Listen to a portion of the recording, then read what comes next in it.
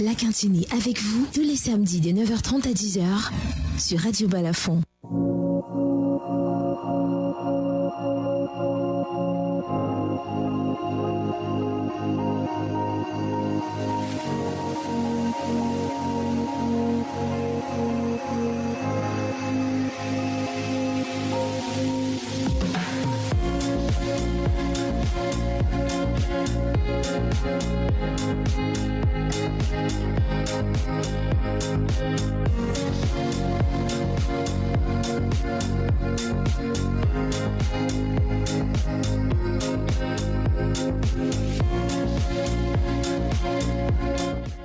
La Quintini avec vous, votre hebdomadaire de tous les samedis dès 9h30. Ça démarre à l'instant. Madame, monsieur, bon matin.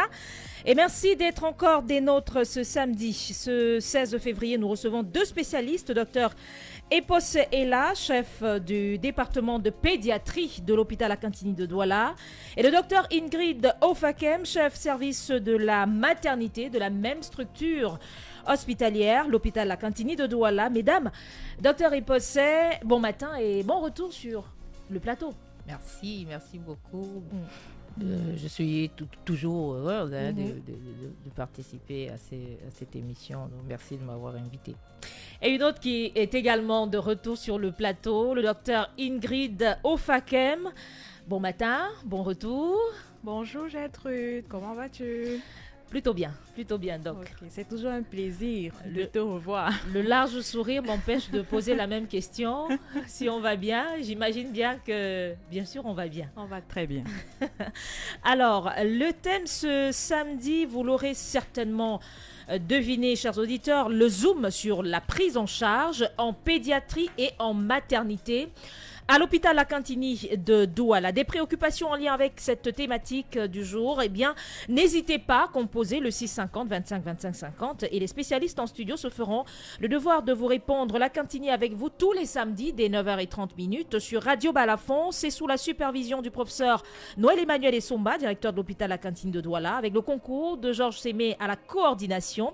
À la réalisation ce matin, Ibrahim Danlassabé, je suis Gertrude Fernand Bidjoka. À cette présentation, madame, monsieur, bienvenue. Vous écoutez la...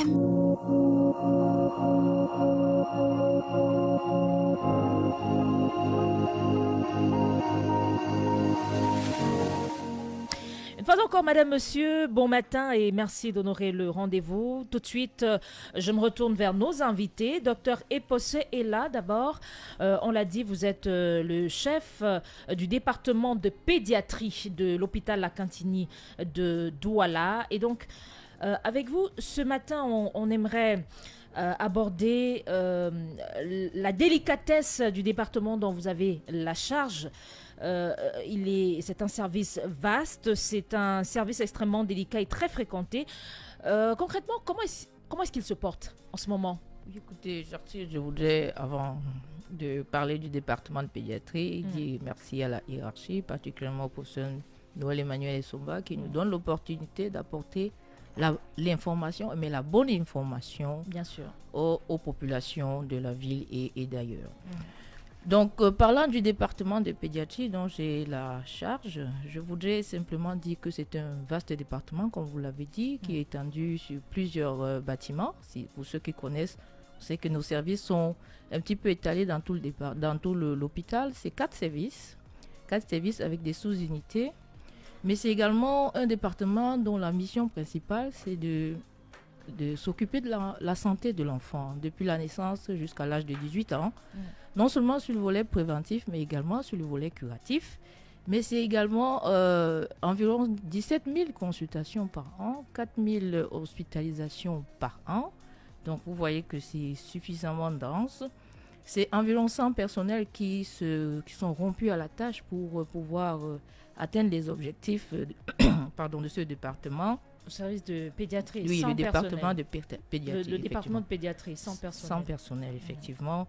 Et dont l'atout, c'est effectivement que nous avons une offre de soins diversifiée. En faisant de l'endocrinologie pédiatrique, de la pédiatrie générale, de l'allergologie pédiatrique, de la néphropédiatrie, de la neuropédiatrie, pour ne citer que cela. Mais également, nous avons l'atout d'avoir un département qui offre aux patients qui sont hospitalisés une facilité, c'est-à-dire que nous avons des hospitalisations sans caution. On n'a pas besoin de caution quand on vient à l'hôpital La Quintini, avec un processus d'urgence qui fait que quand on a une urgence vitale, on a non seulement les kits qui permettent de lever l'urgence, mais également une procédure d'urgence qui permet de lever l'urgence et de faire un recouvrement de frais différés. Voilà un peu présenter ce département en quelques mots. Et en plus bref, le département se porte bien. Il se porte bien. Alors, Dr Ingrid Ofakem, vous êtes le chef de service de la maternité de l'hôpital La Quintini de Douala. Et on l'a dit tout à l'heure, vous revenez sur le plateau de La Quintini avec vous et manifestement avec de très bonnes nouvelles. 2024 a démarré, on va le dire ainsi, sur les chapeaux de roue avec la naissance le 16 janvier 2024. Et donc, il y a pratiquement un mois, puisque nous sommes le 17 février. Et donc, la naissance le 16 janvier 2024 des premiers quadruplés de l'année. Comment s'est effectuée la prise en charge de ce cas? On parle là de quadruplés, c'est 4 bébés du même sein. Oui.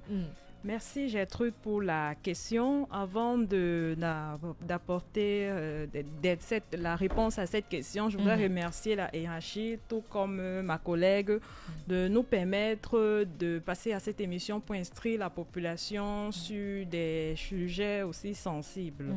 Donc, en effet, dans la nuit du 15 au 16 janvier 2024, elle est arrivée pour référer d'un centre de santé de Yassa pour un travail prématuré sur une grossesse quadruple.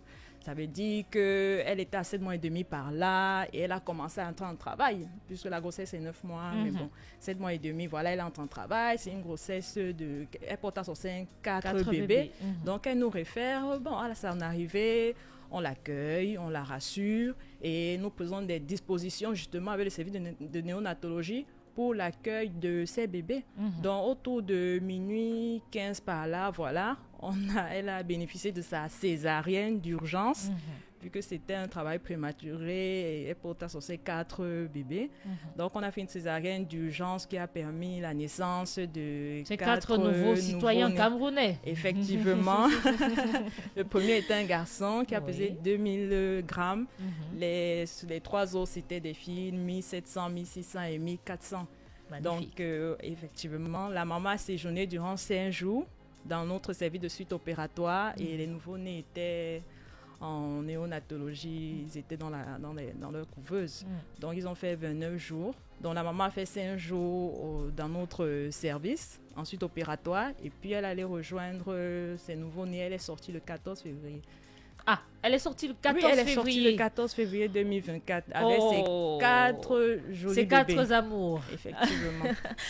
Donc, on peut le dire, ils se portent tous bien. Ça fait juste 2 jours qu'ils ont quitté l'hôpital. Oui, 3 jours pour être plus précis. Voilà, ils se portent bien. Très bien. Maman et les enfants. Docteur Eposset, l'hôpital La Quintini de Douala a enregistré en 2023 plus de 3000 naissances, donc des prématurés. Qu'est-ce qui peut expliquer cette fréquentation comment se déroule déjà la fréquentation au niveau de ce service-là et comment se déroule la prise en charge du prématuré en service de néonatologie de l'hôpital La Quintini? Gertrude, comme vous l'avez dit, le nouveau-né en général est pris en charge au service de néonatologie. Et c'est un service qui a été entièrement rénové il y a 2 ans par le professeur Emmanuel Noël Isomba. Et ceux qui ont connu le service avant et qui le voient aujourd'hui voient bien que c'est un changement drastique. C'est un service qui est actuellement aux normes et qui fait fière allure et dont nous sommes complètement fiers. C'est un service qui a actuellement une capacité de 45 places. Nous avons 22 couveuses. Et nous recevons environ 900 nouveau-nés par an, dont 30% de prématurés. Donc, c'est un service qui est habitué à la prise en charge du prématuré et donc, qui dit habitué, dit expérience, que nous avons une certaine expérience dans la prise en charge de ces nouveau-nés-là. Donc, le nouveau-né prématuré qui arrive à l'hôpital La Quintini est accueilli ou reçu par une équipe. Ce sera soit une équipe d'infirmières ou alors le médecin lui-même. Et dès qu'il arrive, il est accueilli, il est installé dans un espace dédié. C'est un espace où on accueille, où on réanime les nouveau-nés. Et cet espace-là est doté de plusieurs tables radiantes. Alors, il faut savoir que l'un des principaux problèmes du prématuré, c'est la régulation de la température. Donc, il faut que cet enfant soit mis dans un espace où il est au chaud pour ne pas attraper froid.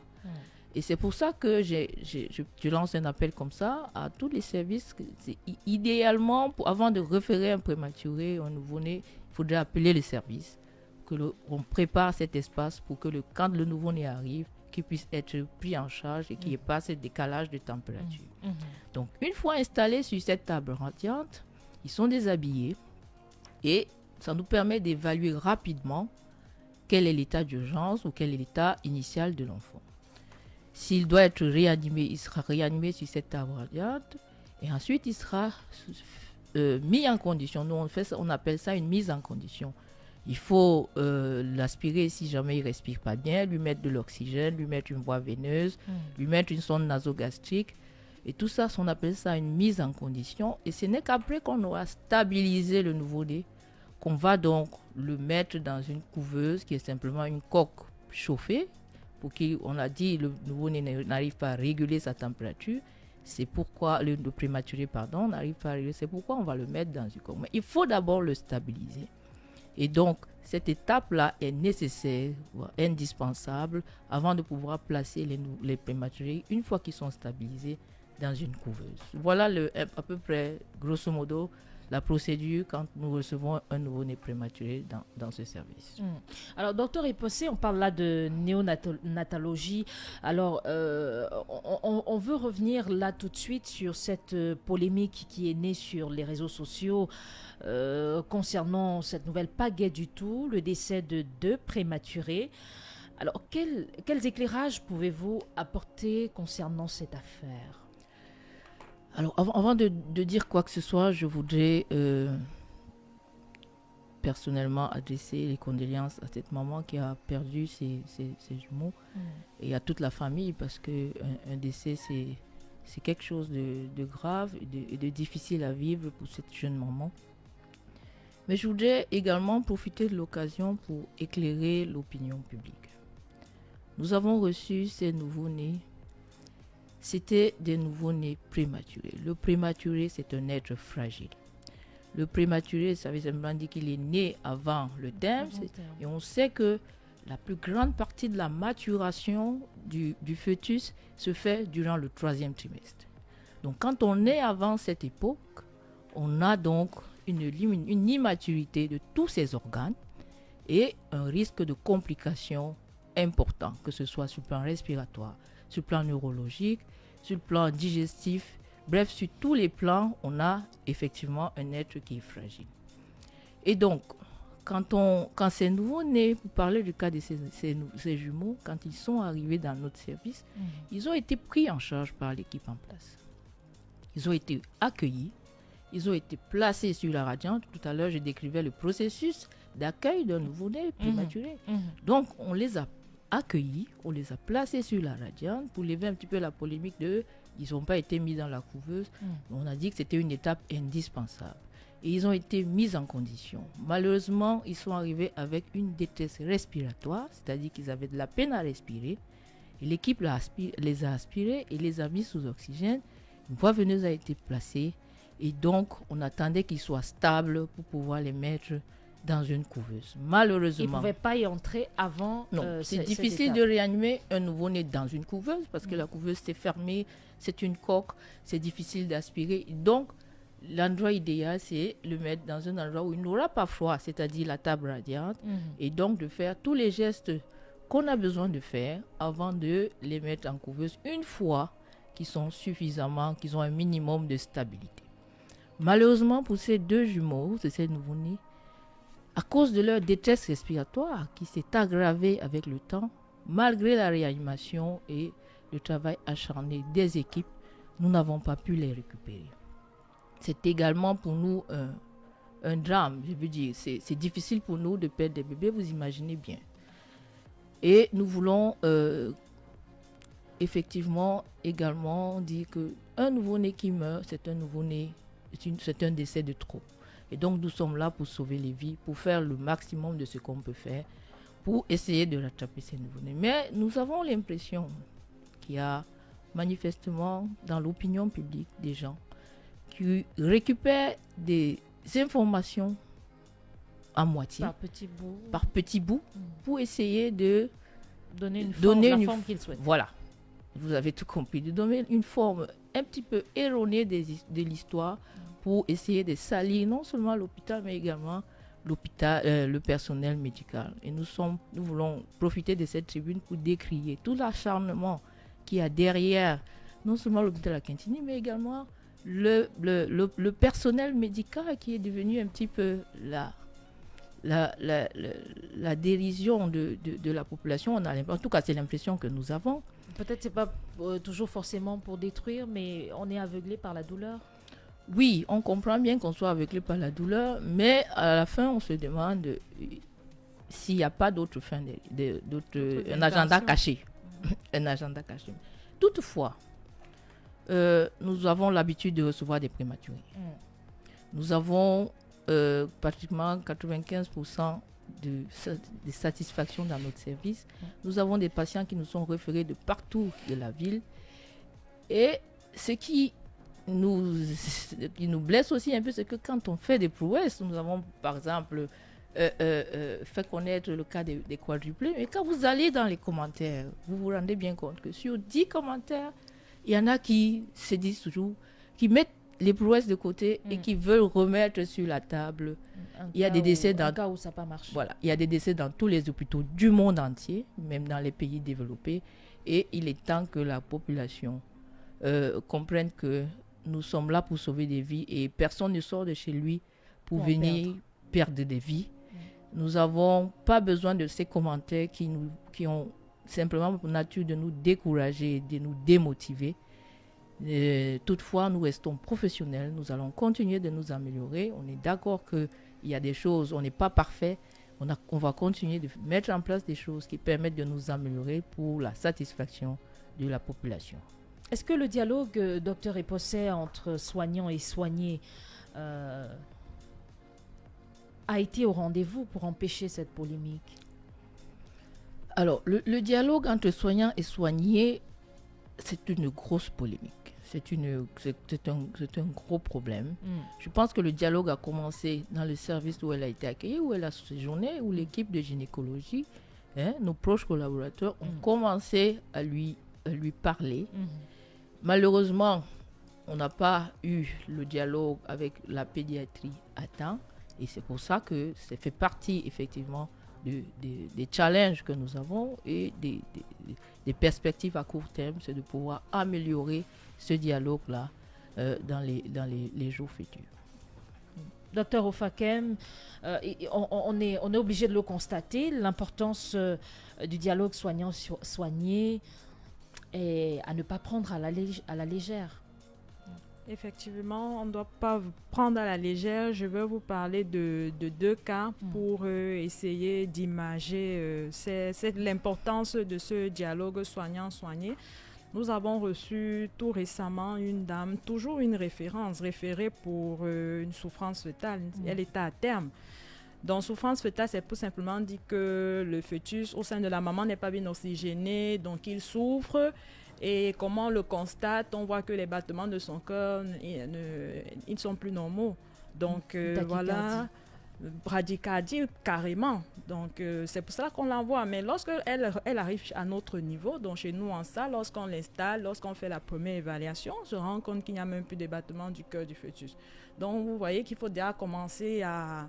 On appelle ça faire le counseling, c'est-à-dire trouver les mots justes pour expliquer à cette dame que madame, le fœtus a un problème.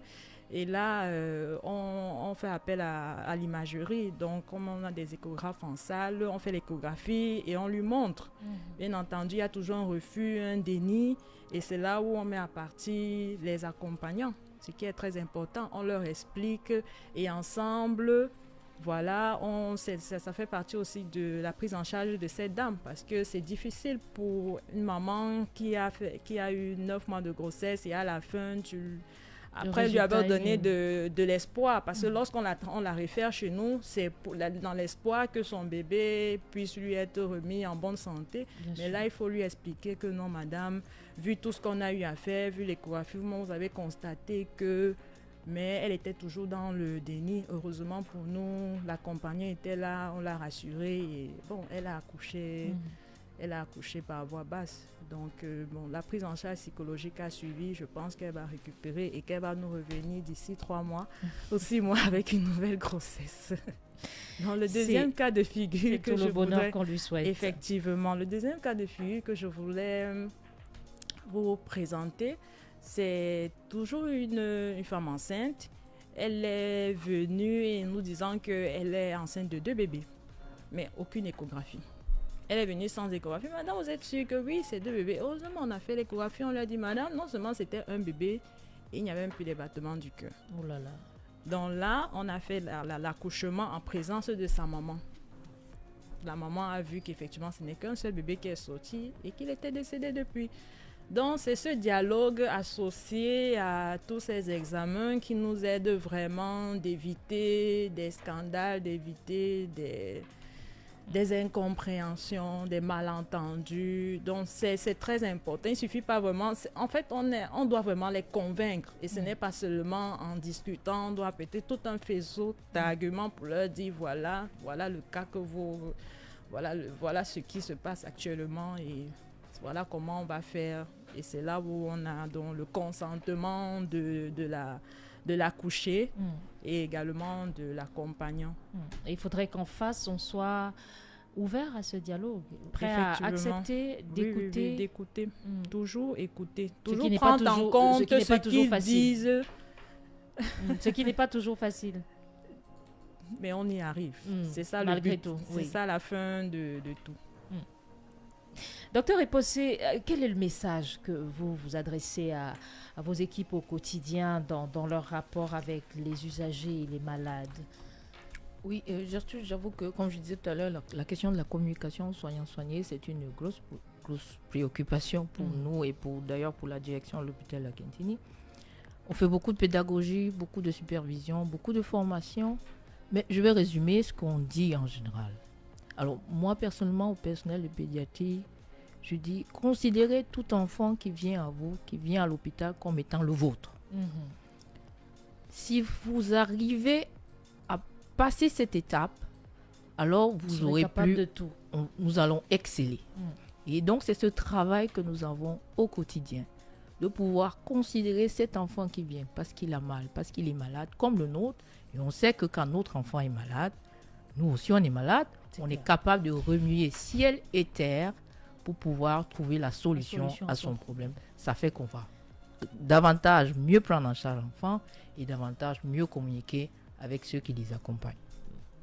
Docteur Ofakem, c'est vrai que vous avez dit beaucoup de bonnes choses, mais on a quand même envie de se poser cette question. Pourquoi est-ce qu'il faut faire confiance au service le service de maternité de l'hôpital La Cantine de Douala? Pourquoi? Alors, pour répondre à cette question, je vais vous parler d'un échange que j'ai eu avec un gars malade qui était venu nous retrouver en consultation peut-être 1 mois après la sortie de sa femme qui était enceinte. Il est venu nous dire merci. Ça nous arrive fréquemment, qu'il revienne nous dire merci et ça fait vraiment chaud. Il a dit que il ne savait pas qu'à 3 heures du matin, il pouvait trouver autant de personnes pour prendre en charge son épouse. Autant de personnes. C'est pour vous dire toute l'équipe qui est mobilisée 24 heures sur 24 et 7 jours sur 7. Donc, en fait, c'est ça la Quintini. C'est la disponibilité en termes de ressources humaines. 24 heures sur 24, 7 jours sur 7. C'est cette collaboration interne. Je pense que la dernière fois que j'étais passée ici, j'ai parlé de cette collaboration interne entre gynécologues, entre sages-femmes, entre infirmiers du bloc, entre infirmiers anesthésistes. C'est ça, cette collaboration interne. Et la collaboration externe, maintenant, c'est avec les autres services. Le service de pharmacie, de banque de sang, de néonatologie, de réanimation d'animation, c'est tout cela que l'on trouve à la Quintini 24 heures sur 24 et 7 jours sur 7. Et tout cela est donc amplifié, est donc mis en place, est donc, je peux dire quoi, amélioré grâce à notre système de communication révolutionnaire que nous appelons le talkie-walkie. Donc on est sur place et on arrive à joindre, c'est 9 hectares la Quintini, c'est vaste, donc on arrive à joindre tout un chacun grâce à ce système de communication. Donc c'est ça là, sans compter le plateau technique dont je ne parlerai plus. Donc Dr. Eposse vous a déjà parlé de son service. Donc c'est ça la Quintini, c'est cette disponibilité de ressources humaines, c'est cette collaboration 24 heures sur 24 et 7 jours sur 7 pour le bien de nos malades, de nos patientes. Tout ce qu'il faut pour avoir confiance en ce service-là. Alors, docteur Eposse, on va sortir par là. Néonatologie, pédiatrie. Parlons de l'amélioration de la qualité du service. À quoi est-ce que les usagers, les patients doivent s'attendre à court terme? Alors, cette question me permet de dévoiler un petit peu nos perspectives à court terme. C'est déjà parler de l'informatisation des dossiers. Aujourd'hui, il sera capable de cliquer sur un bouton et d'avoir les résultats du malade. On n'a plus besoin d'attendre que le laboratoire nous l'apporte. Donc, c'est une innovation qui va faire que nous ayons une célérité vous reprenez dans la cette prise partie, en charge. Vous Donc, je avez parlais dit... de l'informatisation des dossiers et Oui. la possibilité pour le soignant qui a hospitalisé un enfant il y a quelques heures de cliquer dans l'ordinateur et d'avoir les résultats du patient. Ça accélère la prise en charge, ça accélère la prise de décision. Donc, il y a une communication entre le labo et... Effectivement. Ah, d'accord. Effectivement. Mais c'est également la formation continue qui va se faire. C'est également la formation surtout à l'accueil, parce que nous nous sommes rendus compte que nous avons encore des choses à faire sur le plan de l'accueil.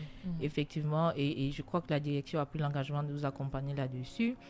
Mais c'est surtout des nouvelles procédures qui sont mises en place. Je vais par exemple vous dévoiler que aujourd'hui, les mamans qui sont, les enfants, les nouveau-nés qui seront à la maternité n'auront plus besoin de se déplacer pour trouver le pédiatre. Ils vont trouver le pédiatre, le pédiatre va les retrouver dans leur lit.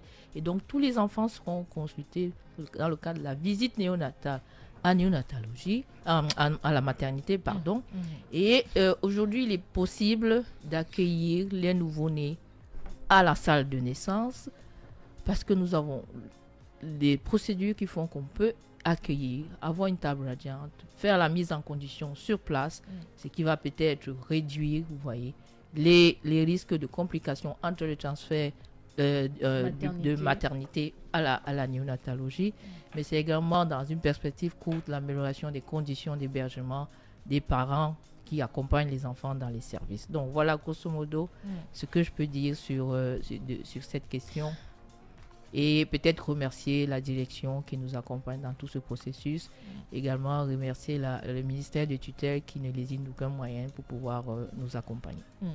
Et tout ce que l'on souhaite, c'est que cela se passe davantage de mieux en mieux dans les jours qui arrivent dans tous ces services de l'hôpital La Quintini de Douala. On va mettre un terme à cet autre numéro. Malheureusement, on n'a pas vu le temps passer. Il y avait tellement à apprendre ce matin encore. Dr Ingrid Ofakem était avec nous, elle qui est donc chef du service de la maternité en compagnie du docteur Eposse et la chef du département de pédiatrie.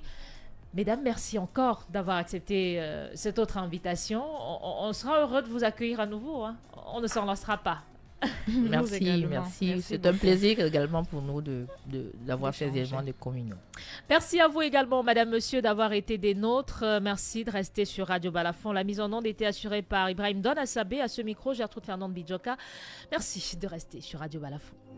L'hôpital La Quintini de Douala, toujours à votre écoute et encore plus proche de vous, vous propose chaque semaine un programme d'éducation à la santé. Tous les samedis, un spécialiste répond à vos questions de santé. La Quintini avec vous, tous les samedis de 9h30 à 10h sur Radio Balafon. Vous écoutez la meilleure des radios, celle-là qui vous écoute.